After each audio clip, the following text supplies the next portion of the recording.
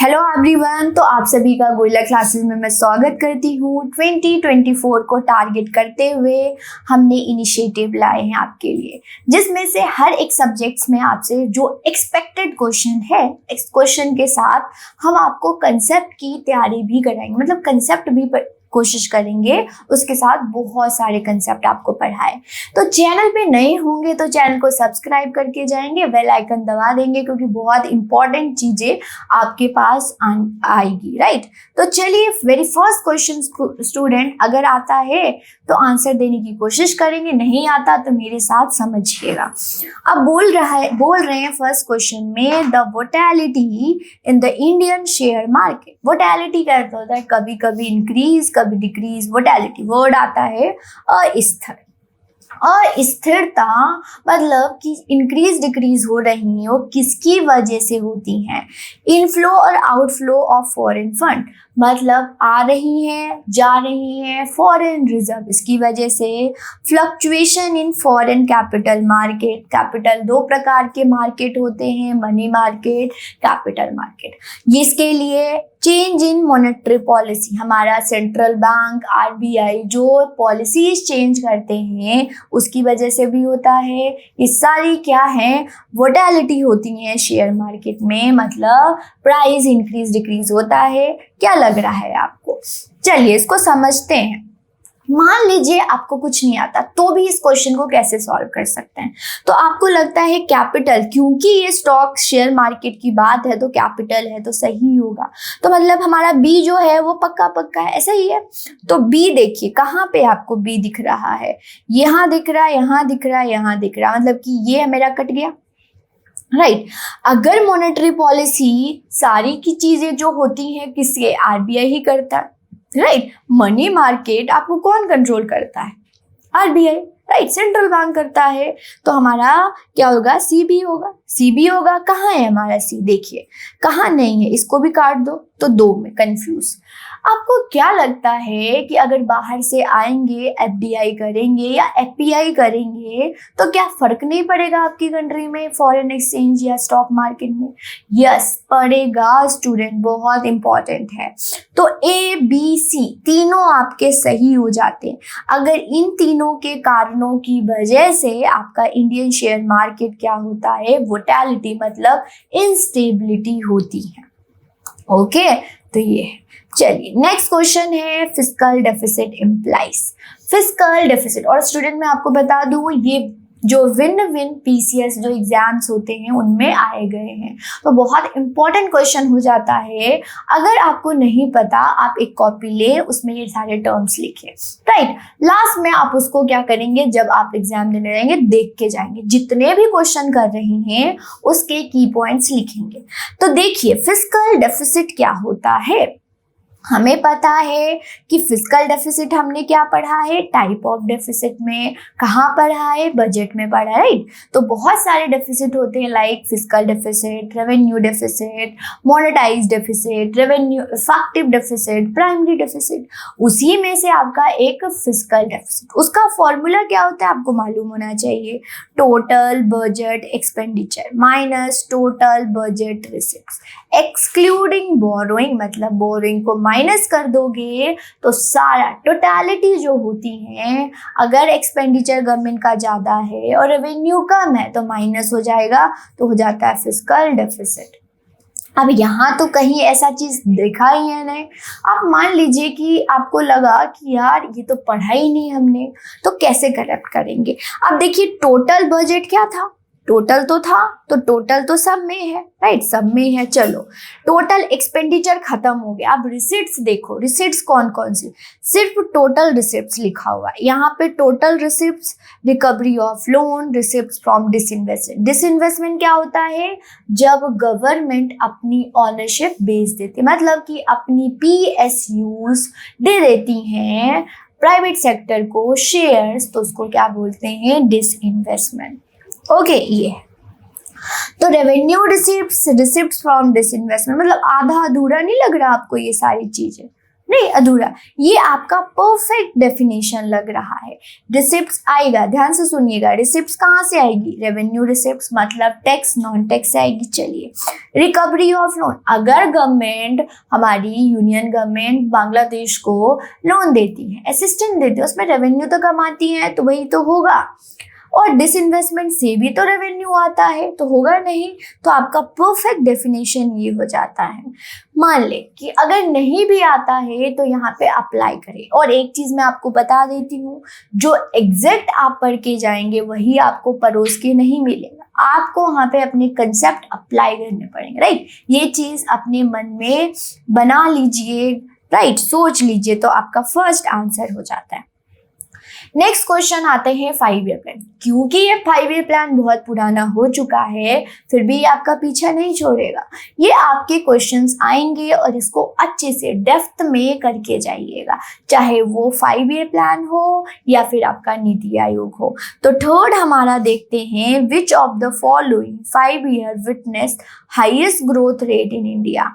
कौन से 5 year plan में हाईएस्ट ग्रोथ देखने को मिला था? तो 8th 5 9th 10th 11th। तो मैं आपको बताऊं तो हमारे 11th 5 ईयर प्लान में जिसका ऑब्जेक्टिव था इंक्लूसिव फास्टर ग्रोथ, यहाँ पे मिला था, राइट। ये सब मालूम होना चाहिए। फिर आता है 4th, public procurement of food grain eight support price ensure following. अब फूड प्रोक्योरमेंट बोल दिया, मतलब ये पीडीएस से लग रहा है, पीडीएस से सुना पीडीएस से होगा, राइट। तो पीडीएस आपने पढ़ा है, पब्लिक डिस्ट्रीब्यूशन सिस्टम। क्या है? मतलब कि एक अफोर्डेबल, मतलब बहुत कंसेशनल प्राइस पे सबको, जो लोग रह रहे हैं उनको क्या देना, खाना देना, यही फेयर, फ्री नहीं फेयर। तो देखिए पीडीएस जो आया है आपको कब आया? 1945, राइट। ऑन एन एवरेज आपको 55 60 भी दिखेगा, तो 45 मतलब वर्ल्ड वॉर फर्स्ट सेकेंड के दौरान ये देखने को मिला था। फिर आया आपका रिबम पीडीएस। रिबम पीडीएस मतलब ये थोड़ा सा, यहाँ पे पीडीएस यूनिवर्सल कवरेज थी, यहाँ पे बोला गया प्लेन एरिया में तो प्रोवाइड करा दिया, हिली एरिया में कौन प्रोवाइड कराएगा, तो उसको रिबम्प पीडीएस आया 1992 में। फिर आपका आया टारगेटेड पीडीएस, ये कब आया? 1997 में, ओके। फिर इसी से जुड़ता मिलता आपका अंत्योदय अन्न योजना आया, ओके। फिर आपका आया नेशनल फूड सिक्योरिटी एक्ट 2013 में, ओके। तो ये सारी चीजें आपको बना, तो अब देखते हैं अपने कंसेप्ट। हमने ये सारी चीजें याद रखिएगा, नोट नहीं आता नोट करेंगे। क्या पीडीएस जो है वो stability in farm price? Yes. MSP भी तो देता है, एमएसपी देता है, मिनिमम सपोर्ट प्राइस नहीं देता, yes. Remunerative price to the farmer मतलब बिल्कुल फेयर, फेयर को इसको भारी भरकम वर्ड से लिख दिया है, फेयर बोल सकते हैं, right, fair price. Building food stock, buffer stock, right, farmer से सब कुछ ले लिया जाता है फूड, और गवर्नमेंट के पास होता है, जब जरूरत पड़ती है तो लोगों को दे दिया जाता है। तो ये लग नहीं रहा आपको सारे के सारे ये पीडीएस में कवर होता है? यस, ABC सब कवर होते हैं। चलिए आगे देखते हैं और क्या है आपका human development index is a composite index, मतलब ह्यूमन HDI में क्या था? तो आपको पता होना चाहिए कि हमारी डेवलपमेंट को मेजर करने के लिए बहुत सारी चीजें, राइट, बहुत सारे, लाइक आया PQLI, फिर आया SDI, फिर आया HPI आपका, फिर आया मल्टी डायमेंशनल इंडेक्स पॉवर्टी जो आई है वो आई है। इतने सारी डेवलपमेंट, मतलब किसी कंट्री को डेवलपमेंट मेजर करना है तो इसके लिए लाया गया, राइट। तो यहाँ पे जो HDI इंडेक्स किसको मेजर किया जाता, मतलब बेसिकली इसमें क्या मेजर किया जाता है आपको पता होना चाहिए। National status, nutritional status, quality of life, per capita GDP, poverty, life expectancy, educational attainment, life expectancy, educational attainment, per capita income, inflation, unemployment, per capita per capita GDP. तो आपको मालूम होना चाहिए एचडीआई जो ह्यूमन डेवलपमेंट इंडेक्स है उसमें 3 चीज है, ठीक है। अगर आपको मालूम तो फटाक से आप ये क्वेश्चन कर सकते हो। देखिए क्या क्या यहाँ पे आता है, आपका लाइफ एक्सपेक्टेंसी, आप कितने साल जी सकते हो, ये चीज आपका आता है। एजुकेशनल अटेनमेंट, कितने पढ़े लिखे हो वो हो जाता है। जीडीपी कितनी है, GDP means per capita income, और इसको कभी कभी एग्जामिनर स्टैंडर्ड ऑफ लिविंग भी दे सकता है, तो वहाँ पे कंफ्यूज नहीं होना है। तो ये 3 चीज मेजर किया जाता है और ये ज्योमेट्रिक मीन पे मेजर किया जाता है। ये 0 से 1 के बीच में रैंक दिया जाता है, ये भी याद रखिएगा। तो आपका क्या है, लग रहा है थर्ड ही है स्टूडेंट, थर्ड ही है। ये याद रखिएगा 1990 में आया, एक पाकिस्तानी इकोनॉमिस्ट मोहम्मद अल हक के द्वारा लाया गया। ये जो रिपोर्ट जारी किया जाता है ये यूनाइटेड नेशनल डेवलपमेंट प्रोग्राम के द्वारा किया जाता है। इंडिया का कितना रैंक है, 132, बट इसको चेक करेंगे बार बार क्योंकि रैंक चेंज होता रहता है। जो एग्जाम देने जाएंगे तो इससे पहले एसडीआई देखेंगे। और सबसे इंटरेस्टिंग, यहाँ पे वर्ल्ड में तो सारी कंट्री को रैंक मिलता ही है, हमारी कंट्री में इंडिया भी सारे स्टेट को एचडीआई रैंक देती, राइट। ये भी आपको पढ़ना चाहिए।